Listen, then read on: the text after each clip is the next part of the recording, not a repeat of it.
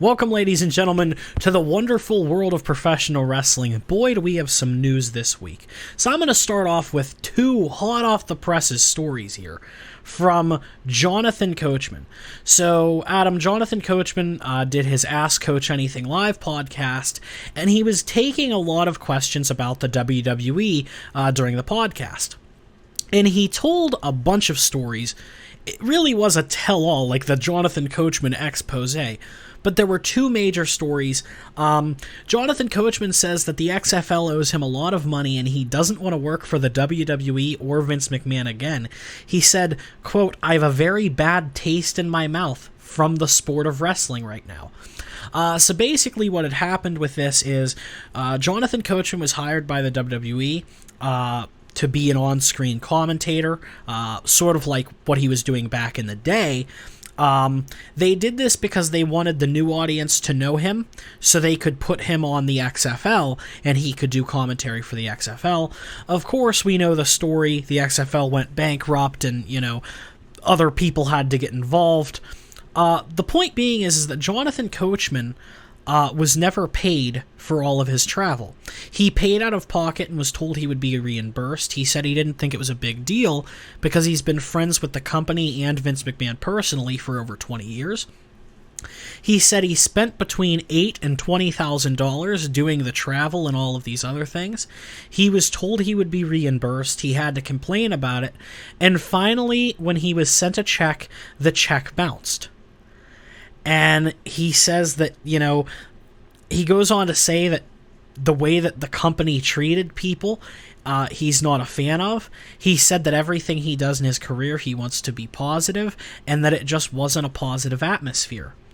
Moreover, Jonathan Coachman told a story about the time he was punished by WWE for not going to Afghanistan.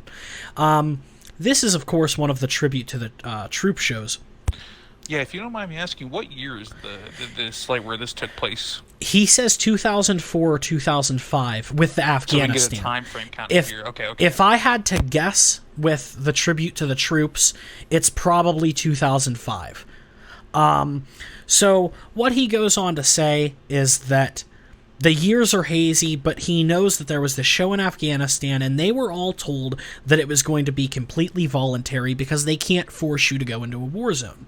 His first child was going to be born later that year. He and his wife sat down, and they had decided, listen, we're not comfortable sending Jonathan to a war zone. So he told the WWE, listen, guys, I'm not going. Well, this was the first time in all of his tenure that he had said no for something, so they thought he was joking and put him on the list anyway. When they asked him for his bags in Charlotte, or during the Charleston show, because that's where they were all leaving, he said, I told you guys I wasn't going to go. They had said, we thought you were joking. He said, listen, the only reason that's important is because you could only take 18 people. You can only take 18 guys, 12 crew, that's 30 people total. He says, the next week I was down doing commentary, and there had always been a culture of not hazing, but punishment. And he says when the show was over, the referee came over to him at commentary and said, hey, quote, you have to go hit the Undertaker from behind. I asked why, and the ref said, they're just telling me. As a punishment for not going to Afghanistan, I got beat up by The Undertaker, then Batista's music hit, and he came down to finish the job. As I got my ass kicked, all I was thinking about was it worth it? I've done everything I could possibly do, and I'm still getting my ass handed to me because I refused to go to a war zone.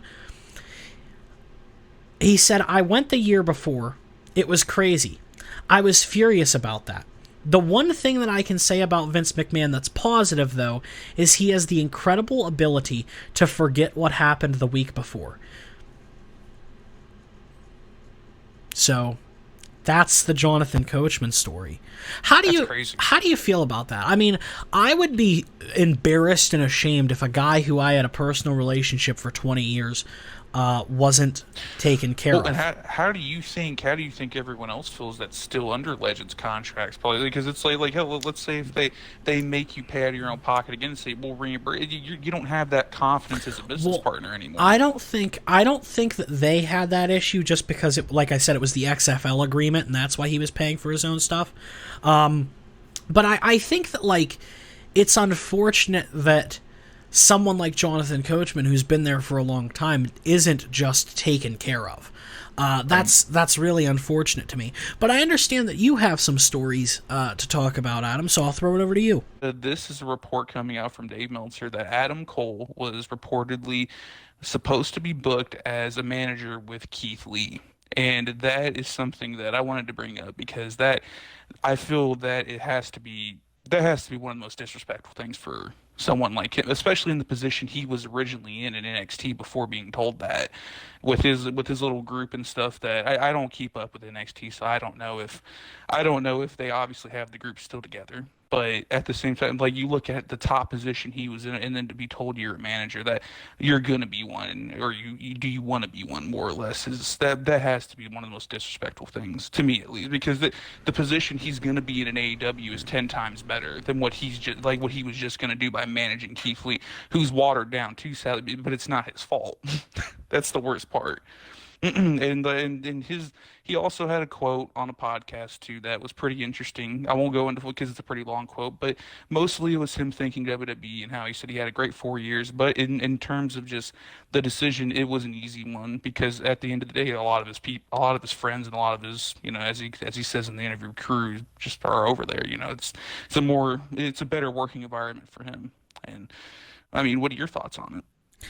I think that it's unfortunate that, like, and we'll talk about this a little bit more when you get to the McFoley story, but I think it's unfortunate that people within the WWE feel like they're so trapped that they're just, like, they're letting their contracts expire. Like, it's almost as if the money doesn't matter to these people at this point. Like, they just want out. I think it's very unfortunate. Very, because if you go look at the roster just a couple short before Adam Cole and Keith Lee were on there, and so just because, like, they had so much talent. Imagine if they could have added these two guys along with. It's like they could have had a roster just stacked full of people in just a couple short, like, at this point. And it's like now like they're looking back, like they don't even have majority of those people they once had just a few short years ago. But yeah, on to the next topic though is something that you more told me about, but I thought this was pretty interesting, and like I read into it and did a little more research. And so it was the Mick Foley story, how Mick Foley's really unhappy with WWE, and I'm pretty sure everyone's seen the video, and that was one of the more interesting things because you have to feel as like a legend that someone who's been a part of your company and was willing to be loyal and even came back at one point just a couple short years ago to be a general manager on TV and stuff and to do work and stuff. You have to feel like for someone like that, and you have to feel that that is coming from a place where he means that, where he means that that their company just isn't doing well. How he brought up Kieran Cross, and he's so right. It's common. It's really, wrestling isn't rocket science, and I think that's the point that was really proven. It's like you bring someone in and you make them lose on their first debut in 2 or 3 minutes. It's like someone that's been booked so highly, it just doesn't make any sense. And there was also. And I want to take your thoughts real quick on it before I get to the next story. Well, like, I just think about, like, when the reports first came out about why Karrion Kross lost so quickly to Jeff Hardy, they said that it was Vince McMahon sending a message. And, like, if that's just not an indication that, as Mick Foley said, like, if I was a young guy, I wouldn't trust the developmental of this company, I don't think he was even meaning the creative team. I think he was meaning, listen, Vince, you're fucking these kids. Right. Well, because and that's one of the main things right now. Is like how he said in that interview, where he's like, I wouldn't. He's like, you did great things with me at one point, but that was a different time. That was a different time, and I don't know if I'd put my trust in you now. That's big because he's kind of right. I mean, how can you be confident if you're someone on that roster right now that they're going to do something good with you?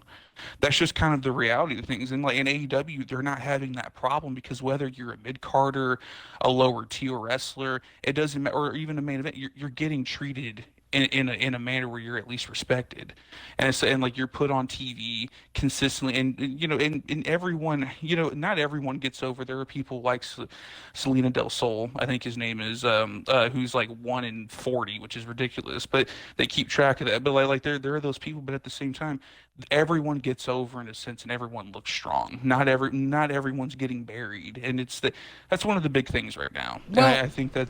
I Go ahead. I Sorry. think the thing with with AEW though is that they haven't been around long enough to really have to repackage anybody. Right. And, you know, we don't know what it's going to look like when they do a repackage. Like, listen, the fact that, you know, you have the Dark Order splitting up, it looks like we might get the first repackage of a lot of guys. But I think that, like, repackaging a character is extremely hard. Repackaging a character when the creative team is packaging a character who they know nothing about because they don't watch their own product, that's impossible.